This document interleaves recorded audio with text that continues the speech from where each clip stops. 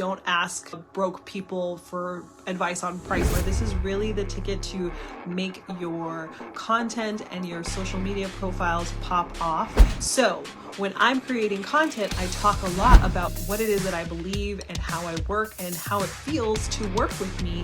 How frequently do you really put a stake in the ground around what it is you believe and how it feels to work with you? Because if they don't align with the way that I talk about things, they're definitely not going to align on the other side to hire me and have me be their strategist, their consultant, their coach.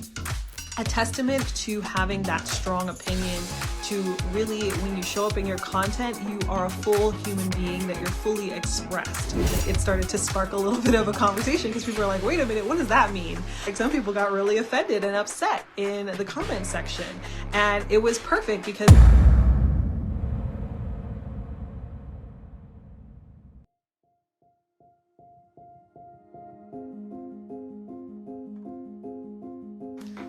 Hello everyone. I'm Natasha Ho. I am the owner of the All-In Woman. Today we're going to be talking about the one kind of content that you should be posting more. This is really the ticket to make your content and your social media profiles pop off. Like, if you're like, hey, I've been looking and seeing other people getting all sorts of engagement, they're getting all sorts of inquiries. It seems like whenever I stop on their page, it's always popping.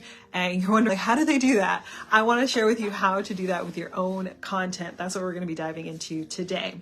Okay, so let's get into this.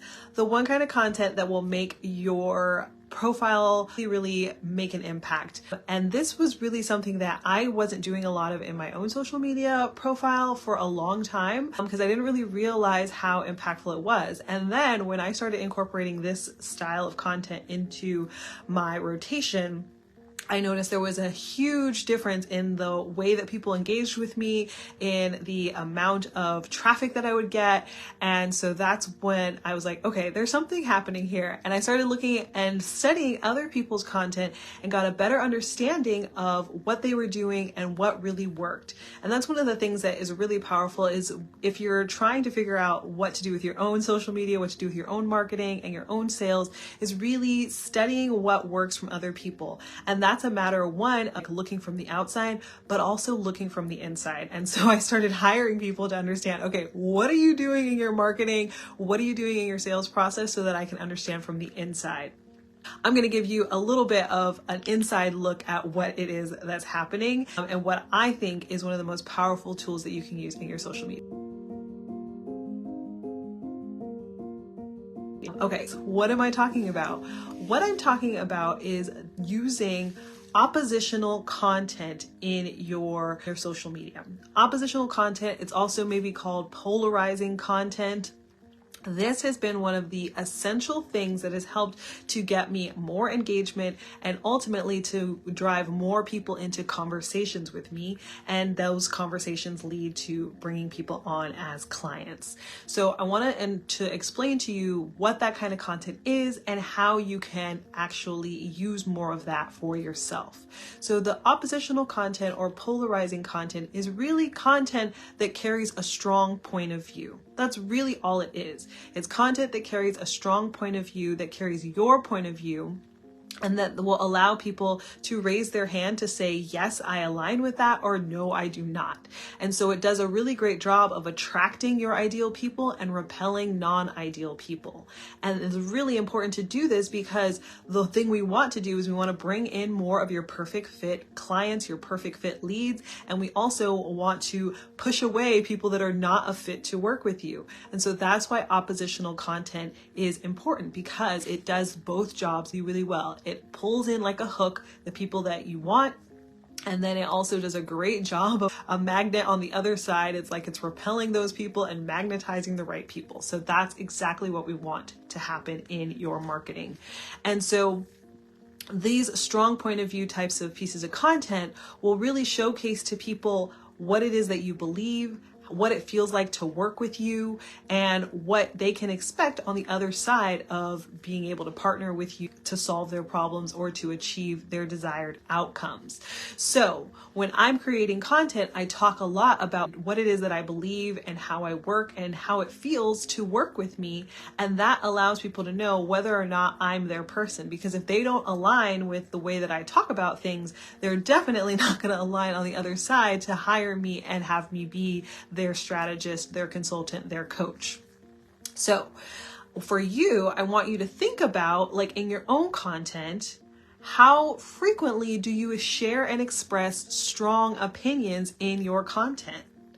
How frequently do you really put a stake in the ground around what it is you believe and how it feels to work with you? And you can go ahead today, like after you finish watching this video, take a look at your own page, your own social media page, and read your content through. And like when you read through it, does it elicit an emotional response from you? Does it make you feel hyped up?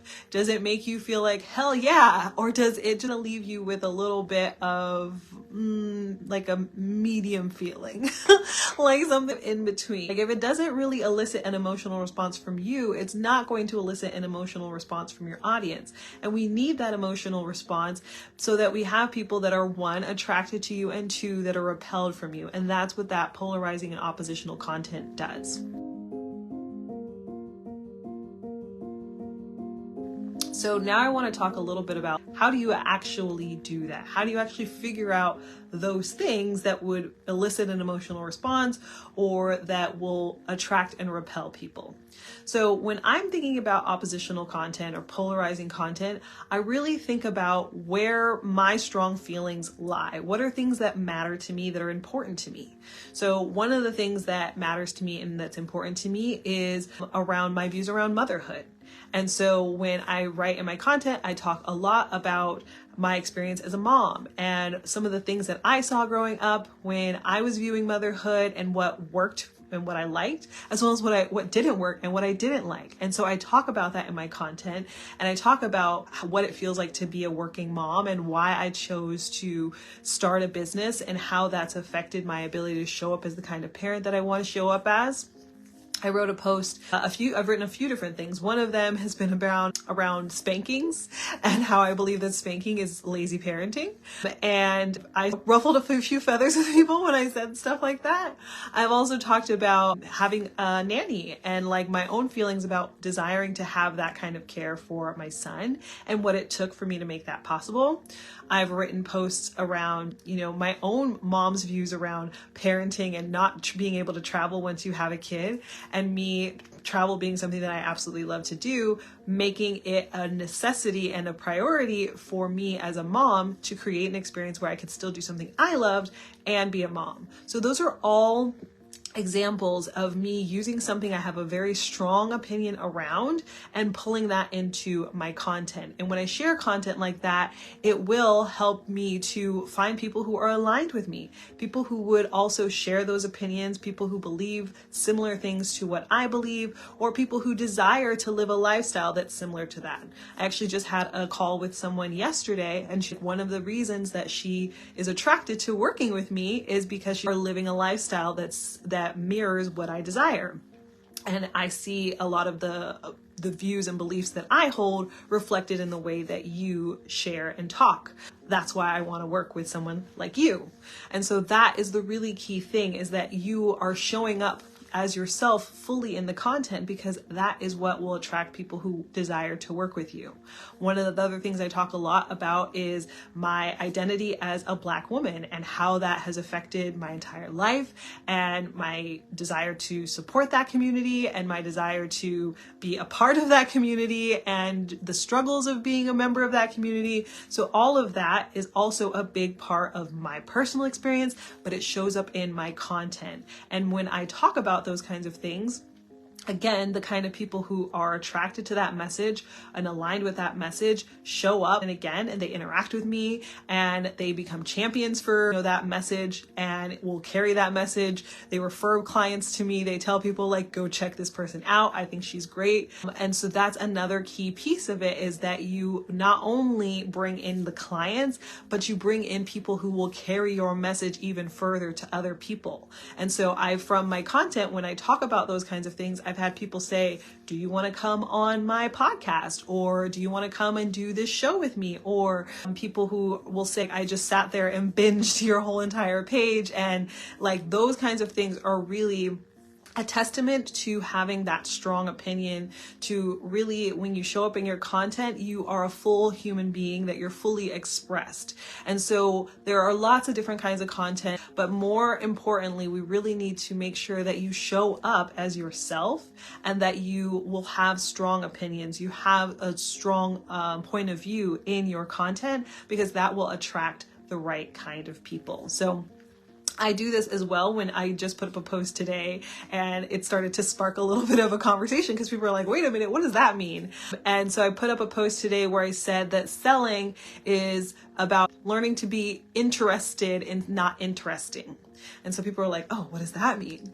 And so then now there's a conversation happening in the comments and people asking me about that. I had another post where I said something like, you can be right or you can be rich.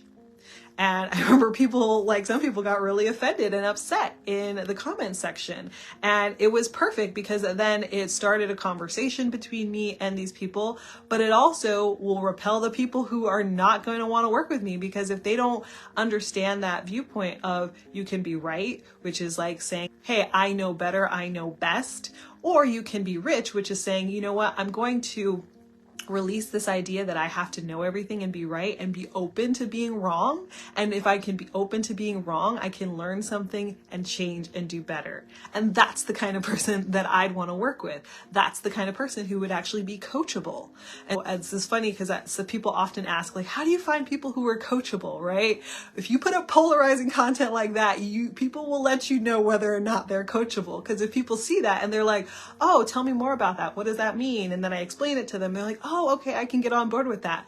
That's a coachable person. Somebody reads that and they're like, I don't think that's right. Being rich is just the worst thing in the world. And they have no questions and they immediately are like turned off by that. I'm like, totally fine, but you're not my person. And that is okay, because we don't want you in conversations with people that are not your people. So that's the key thing about the polarizing and oppositional content, is that it will help you to eliminate the people that you don't want to work with.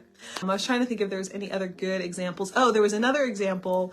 Just talking about money in general can be pretty polarizing. And now that I'm looking at the theme, obviously people have strong opinions about money. Another one that I did was I shared an example of when I was raising my prices.